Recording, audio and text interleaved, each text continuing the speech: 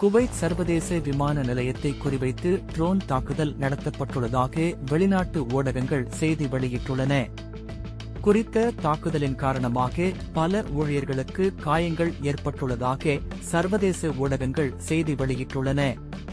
மேலும் விமான நிலையம் மற்றும் பயணிகளுக்கு சிறிய அளவிலான பொருள் சேதம் ஏற்பட்டுள்ளதாக அந்நாட்டு சிவில் விமான போக்குவரத்து பொது ஆணையம் தெரிவித்துள்ளது.